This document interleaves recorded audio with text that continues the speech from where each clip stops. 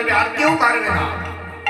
তাই এই গুরু বন্দনার অনেক পদে আছে যে গুরুকে কখনো মনুষ্য জ্ঞান করতেন। আরে তিনি তো আমাদের মতো মানুষ, আমাদের মতো খাচ্ছেন, বিশ্রাম করছেন, নানা অপ্রাকৃত অনেক কিছু তিনার মধ্যে রয়েছে, তার জন্য তিনি গুরু হয়েছেন, নইলে তা সম্ভব না।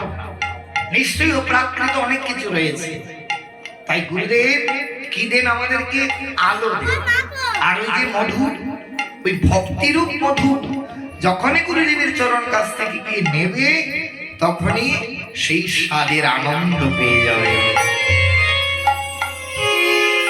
মধু যারা খেয়েছে তারা জানে, আর যারা খায়নি, কোনোদিন যায়নি, তারা বুঝবে না তাতে কি আছে, কি তার স্বাদ, খেলে কি হয় তা বুঝবে না। তাই এমন মুক্তির মহাজন তিনি গুরুবন্দনার প্রথম পদে, সর্বপ্রথম পদে বললেন শ্রী গুরু চরণ পদ্ম। গুরুদেবের চরণ একটা পদ্ম ফুলের ন্যায় মধুতে পরিপূর্ণ। বলছেন কি কেবল ভক্তি সদম, এই জগতে অন্নদায় ভক্তি করার পরিবে গুরুদেবের চরণে যেতে হয়।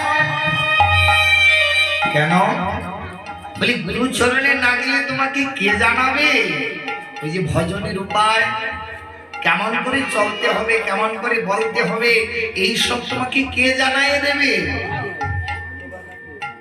দেখবে এই জগতে যেই সন্তান তার পিতৃ পরিচয় দিতে পারে না, তাকে কি বলে?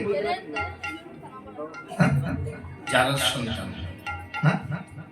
তা আমরা এই যে ভক্তি জগৎ, এটা তো আলাদা আরেকটা জগৎ, আধ্যাত্মিক জগৎ। সেই আধ্যাত্মিক জগতে আমাদের আধ্যাত্মিক পিতা প্রয়োজন।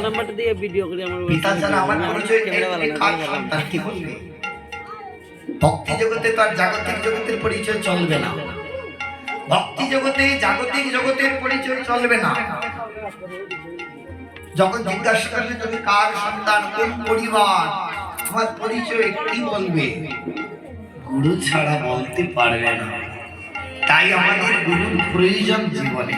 প্রত্যেকটা মানুষ এই জীবনকে তবেই তো পাবে, আর তার তো সহজ বস্তু নয়, চট করে নিয়ে নেবে।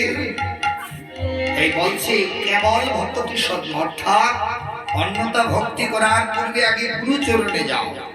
গুরু চরণে যদি ভক্তি থাকে, গোবিন্দের চরণে বিশ্বাস থাকে, অনুরাগ থাকে, অবশ্যই গোবিন্দকে পাবে।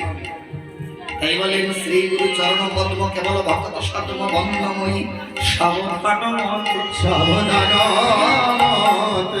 যাহার প্রসাদে হয় মরায়